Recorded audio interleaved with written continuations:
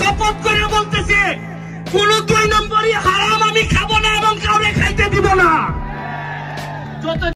এবার কিন্তু সংসদে ঝড় তুললেন ব্যারিস্টার সৈয়দ সাইদুল হক সুমন সাহেব।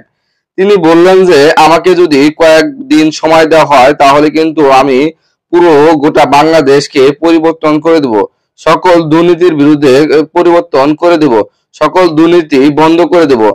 যেমনটা তিনি এমপি হওয়ার সাথে সাথে সকল দুর্নীতির বিরুদ্ধে কথা বলছেন। আপনি আগে সংসদে তার বক্তব্যটা একটু শুনে আসুন, তারপরে কিন্তু সম্পূর্ণ ভিডিওটি নিয়ে রিয়াকশন দিব।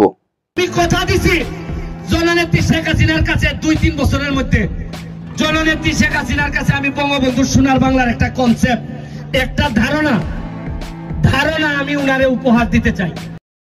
ব্যারিস্টার সুমন সাহেব কিন্তু তিনি বললেন যে আমাকে যদি ঠিক মতো সময় দেওয়া হয় তাহলে কিন্তু আমি সকল কিছু পরিবর্তন করে দিতে পারবো, আমি সকল সিস্টেম চেঞ্জ করে দিতে পারবো, আমি শিক্ষা ক্ষেত্রে দুর্নীতি করে যারা শিক্ষাকে ধ্বংস করছে তাদেরকে আমি কঠিন শাস্তি দিতে পারবো, আমি আমার এলাকাকে যেমন সিঙ্গাপুরের সাথে তুলনা করছি তেমন গোটা বাংলাদেশকে কিন্তু আমি সিঙ্গাপুর এবং বিভিন্ন উন্নত দেশের মতো গড়তে পারবো।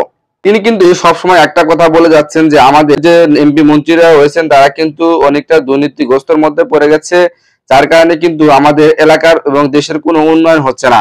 তিনি সংসদে সবসময় চিল্লিয়ে বলেছেন যে আমি সকল কিছু পরিবর্তন করে দিতে পারবো, শুধুমাত্র আমাকে যদি সাহস এবং সময় দেওয়া হয় তাহলে আমি সকল মনের আশা পূরণ করে দিতে পারবো। তিনি এমনটাই বলেছেন। তিনি বলেছেন যে আমি সকল দুর্নীতি, খুন, রাহাজানি এবং বিভিন্ন রকম অবৈধ কাজ সেগুলোকে থেকে বাংলাদেশকে মুক্ত করতে পারবো।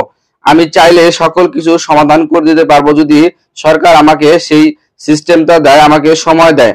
তিনি বলেছেন যে আমার আরো 4.5 বছর কিন্তু সময় রয়েছে, সেই 4.5 বছর কিন্তু আমি ইনশাল্লাহ চেষ্টা করব যে আমার এলাকার উন্নয়ন করতে এবং গোটা বাংলাদেশকে একটা সুন্দর সুশৃঙ্খল ভাবে গড়ে তোলার চেষ্টা করব।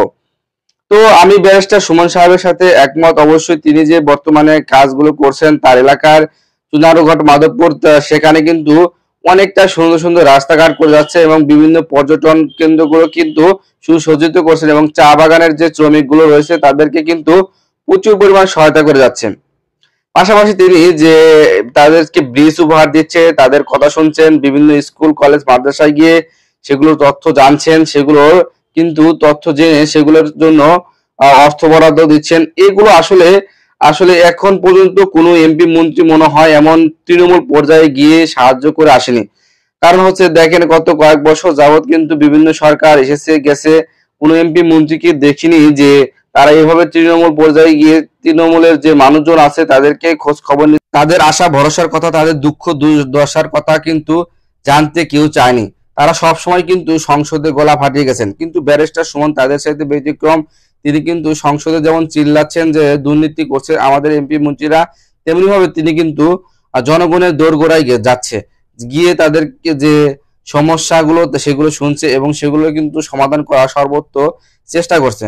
তো ব্যারিস্টার সুমন সাহেবের জন্য আপনি একটা চ্যানেলটি সাবস্ক্রাইব করে দিয়ে যাবেন এবং ভালো লাগলে অবশ্যই কিন্তু লাইক কমেন্ট শেয়ার করবেন। তো ব্যারিস্টার সুমন সাহেব যেভাবে এগোচ্ছে তাতে করে কিন্তু আসলে বলার অপেক্ষা রাখে না। আমি বলবো যে ব্যারিস্টার সুমন সাহেব হচ্ছে কলকাতার সেই সিনেমার মতো বাংলাদেশের ফাটাকেষ্ট মিঠুন চক্রবর্তী যেভাবে 7 দিনে পুরো দেশকে পরিবর্তন করে দিয়েছিল, তেমনি আমি ভাববো যে ব্যারিস্টার সুমন সাহেবকে যদি পর্যাপ্ত পরিমাণ সুযোগ দেওয়া হয় তাহলে হয়তো তিনিও পারবেন অবশ্যই এইগুলোর পরিবর্তন আনতে।